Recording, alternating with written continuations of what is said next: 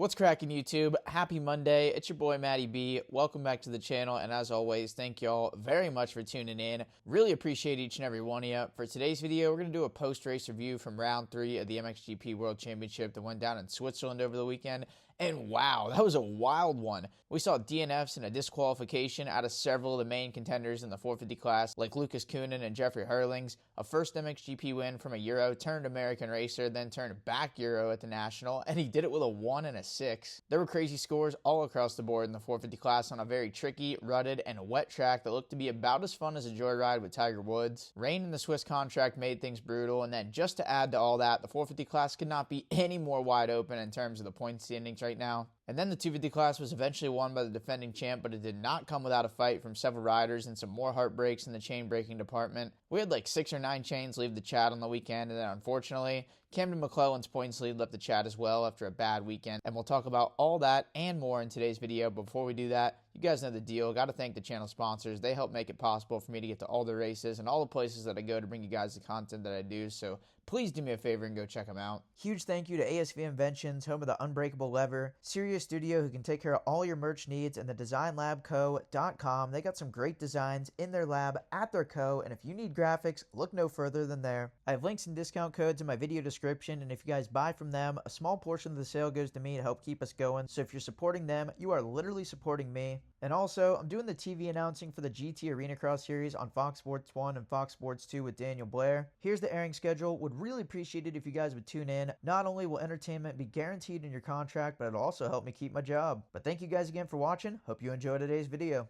To start off today's video, before we get into the results, some thoughts about the track, and in my opinion, it's not really one of the better tracks on the circuit, and it's especially disappointing when you factor in that we were in Switzerland where there's tons of gnarly natural terrain and other cool tracks with tons of elevation, but if you want an MXGP, you got to write a big-ass check, so this track in the middle of a field had stacks of cash to throw at the series, so that's who got the race, no choice. But I think all the stuff I just talked about in the beginning there, with having better Swiss options, really clouds my opinion of the track in a negative way, even though I don't really think it's that great of a track at all in general. And this year seemed to have a huge problem with rocks coming up and derailing chains. We saw Lucas Kunin, Jeffrey Hurlings, Andrea Adamo, and Matisse Villan, and several other guys that all had chain issues. And usually you could go a whole GP without even seeing one issue like this. So there were definitely some factors that played into that, as you can see from this video from on the track from my guy MXACTU. Don't really know how to pronounce it, but he does some really good work in the GPs, and he took this video of how Gnarls Barkley and insanely ridiculous this track was with the rocks and the ruts. So go give this dude a follow for some more behind the scenes MXGP stuff. I met him at the Motocross of Nations, and he's a cool dude, but at least one positive about the track this year is that they did not leave that landmine right off the side of the track that deleted Tim Geiser from competition last year. The track was still nothing, and I mean nothing to write home about. I mean, they do have that one big wall section where it's a huge, like, opposite of an off camber. I mean, that section's kind of cool, but not much happens there. But about Geiser speed bumps, I do love to see when steps are taken to make things a little bit safer after an incident last year that really should have never happened. But better late than never, and in summary, that track did not look like any fun to ride, but now that I say that, I don't really think any of the MXGP tracks are. They're brutal on a good day, and the rain just made things even worse. Not a bad day to be on my couch, that's for sure. Now, we'll go ahead and get into the results, starting with the insane event of turns that was the MXGP class. And with the win, with a 1 and a 6 on the HRC Honda, this is a pretty crazy one, but Tom Vial gets his first MXGP win in the 450 class, and it didn't come without some struggle. On Saturday, he got no points in the qualifying race,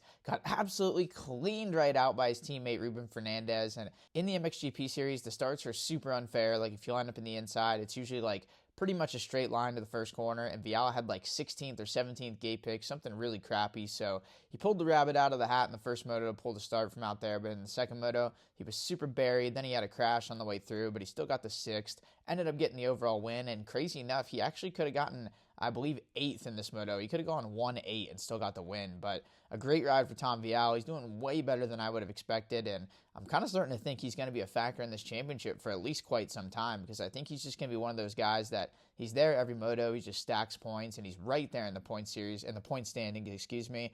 And after we go through these 450 results, we'll do a little overview on the standings, because it's really close between the top 5 or 6, but Vial on top, then a second for Maxime Renault, a French 1-2 with Renault going 2-7, a great first moto and not the best second moto, and I feel like that was maybe one that got away from Renault because Vial all the way down with a 1 and a 6 in the second moto. Renault having that second in the first moto. He could have put himself in position to get that overall there, but the second moto, all the top dogs were up front, and Renault just couldn't quite cut the mustard to stay up there, but still a second after a couple of seasons that I don't think he's been super pumped about. He's got to be happy with that. And then rounding out the podium, his teammate Tim Geiser, a 2-3 for the Yamaha team. So after some rough years, they got to be pretty happy about that. But Tim Geiser with a bad first moto and a good second moto to come up to second. Got around Febvre, got around Hurlings, but the winner of the second moto was completely gone, took everybody to Applebee's. But those were some good signs of life out of Tim Geiser. It's been a little bit of a rough run on the Yamaha so far for him, but he's shown that he's got a lot more in the tank for the second motos than the first motos for whatever reason. So maybe as the track gets even more jacked up, maybe he gets even better. I don't really know, but a third overall for Tim Geiser, and then a fourth for Kay de Wolf in his second MXGP race. 5 and a 4 for fourth overall. By far the most consistent guy on the day, and I just can't help but wonder, how good would this guy have been without that thumb injury in the offseason and getting to start this thing at round 1, because he came in 1 round late, so that's already not really going to help, and those thumb injuries are a massive pain in the ass, so I'd be hard-pressed to think he's 100% right now with that thumb, but still, he's jumped right into the MXGP class, balls deep, and he's just crushing it right there in a fourth. He's already another one of those top guys, so I feel like we could see a Kay de Wolf win coming in the not-too-distant future, and then rounding out the top 5, a 5-4 for de Wolf in fourth, and then a 4-5 for Febvre in fifth. And Febvre's another one. I think he left a lot of points on the table with a lot of his contenders having issues in that first moto. He was running second, challenging for the lead, then had a really costly crash and went back to fourth, so that was 4 valuable points that he lost. And the second moto, he was up there in that battle with Geiser and Hurlings and just didn't quite have it, fell back a little bit at the end, even got passed by de Wolf. So I feel like if he wants to be world champion, he's going to have to maximize those motos like that where he puts himself in a good position. But he was consistent, 4 and a 5, and that's kind of what Febvre does. He's always right there, and he usually doesn't have those throwaways, even though he had one last weekend. But that's your top 5. Then a 6 for Ruben Fernandez. All the Hondas have been barking this year, but a 3 and an 11 for Ruben. A great first moto. Not sure about the second moto, but it wasn't ideal. And man, the dude delivered a serious blow to his teammate in the heat race or qualifying race, which is pretty crazy. The dude's fighting for the championship right now, even though it's only round 3, but definitely a little bit of friendly fire out of Ruben Fernandez. He usually seems to be pretty NFG, doesn't care about much, so watch out no matter what color you ride. And then 7th for Alberto Ferrato. Don't really know much about what he did or how he rode, but he got a 7th on the Fantic in the AXO gear, so respect for that. And then an 8th place for Lucas Kunin. Disqualification in the first moto and then a win in the second moto. A bit of a bizarre circumstance there, but in the first moto, he had the chain derailed immediately in turn 3 with a super deep rut at the National. I mean, it got several guys, but chain off right away on lap 1, and then he got some outside assistance and putting the thing back on. So, yeah, that's why he got disqualified in the first moto. But in true young rider fashion, he stayed out there, got the shovel out, and kept digging for the entire moto, even though he couldn't get scored or get points or anything like that. And then just went out and demolished him in the second moto. I mean, he pretty much demoralized him, beat them all by 10, 15 seconds at least. He pulled that gap right away and just managed it. So Lucas Kunin's pretty unbelievable. I somehow think that he's very underrated, even though he's been winning stuff in the GPs as a teenager. But this kid's not even 20 yet. I believe he's only 19 still, and he's by far the best rider over there right now. I mean, he's incredible. So he's, I feel like, the class of the field over there in this 450 class, but he still has a little bit of inconsistency, and he's still young. So I'm looking forward to seeing Lucas Kunin and what he does this season. And don't even get me started on when he comes to America in 2027 or maybe 2028, because